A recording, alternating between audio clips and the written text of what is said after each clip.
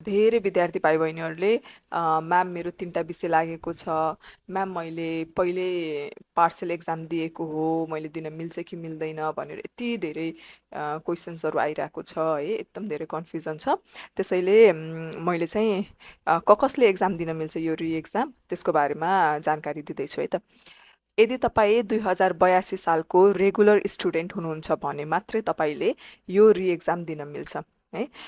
तर यदि तपाईँ 82 सालको रेगुलर स्टुडेन्ट होइन र तपाईँले 82 सालमा चाहिँ पार्सियल एक्जाम दिनुभएको हो र त्यसमा एनजी लागेको हो भने चाहिँ तपाईँले रि एक्जाम दिन पाउनुहुन्न।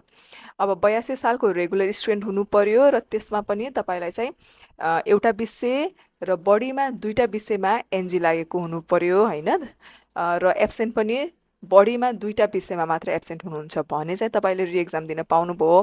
तर 2भन्दा बढी विषयमा एनजी लाग्यो अथवा एब्सेन्ट हुनुहुन्छ भने तपाईँले एक्जाम दिन मिल्दैन, यो रि एक्जाम दिन मिल्दैन है त।